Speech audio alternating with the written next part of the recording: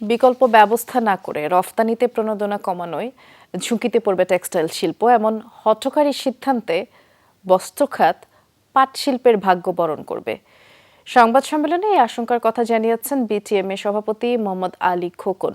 প্রণোদনা কমানোর বিজ্ঞপ্তি প্রত্যাহারের দাবি জানিয়ে তিনি বললেন, জ্বালানি সংকটে এমনিতেই টেক্সটাইল খাতের দুরবস্থা চলছে।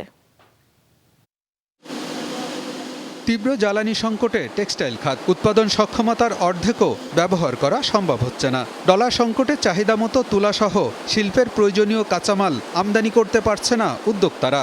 এর সাথে ব্যাংক ঋণের সুদহার বেড়ে যাওয়ায় বেকায়দায় শিল্প মালিকরা। এমন অবস্থায় রপ্তানিতে নগদ প্রণোদনা কমিয়ে দেয় শিল্পের ভবিষ্যৎ নিয়ে উদ্বিগ্ন মালিকরা। বলছেন, সরকারের এমন সিদ্ধান্তে ঝুঁকিতে পড়বে টেক্সটাইল শিল্প খাত। গ্যাস সংকট, বিদ্যুৎ সংকট, ডলার সংকট, এই সংকট মুহূর্তে তো আপনি আমার থেকে কোনো কাট ডাউন করতে পারেন না। পাওয়ারের সাবসিডি দেখ, আমাদের বিদ্যুতের দেখ, আমাদের আনইন্টারাপ্ট জ্বালানি দেখ, আমরাও তো বলি না আমরা নগদ সহায়তা চাচ্ছি না, আমরাও এটার পক্ষে নয়। লং টাইম এখনই প্রোগ্রাম দিয়ে দেখ সরকার। আজকে বলুক 2024 সালে যে 29 সালের পর থেকে আপনাদেরকে আর কোনো নগদ ডাইরেক্ট সহায়তা দেওয়া হবে না।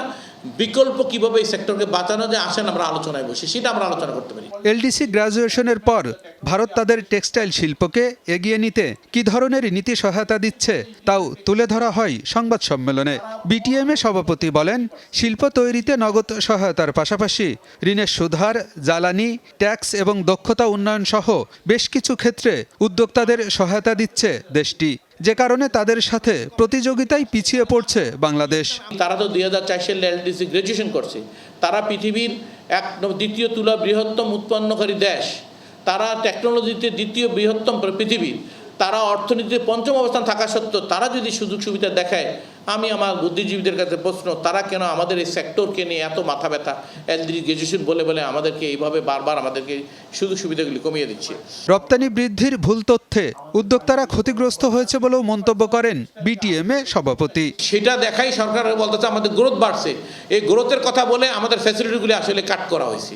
আমি বলবো এটা এক ধরনের ষড়যন্ত্র। আমাদেরকে গ্রোথ, মিথ্যা তথ্য গ্রোথ দিয়ে আমাদেরকে ক্ষতিগ্রস্ত করছে, আমরা উপকৃত হইনি। নীতি সহায়তা ছাড়া 15 লাখ মানুষের কর্মসংস্থান তৈরি এবং 16 কোটি মানুষের কাপড়ের চাহিদা পূরণ করা টেক্সটাইল খাত টিকিয়ে রাখা সম্ভব হবে না বলেও মন্তব্য করেন বিটিএমএ সভাপতি। এই সেক্টরের বিশেষ ভূমিকা অতীতে ছিল, এখন আছে, ভবিষ্যৎ থাকবে। আলমগীর হোসেন, যমুনা নিউজ, ঢাকা।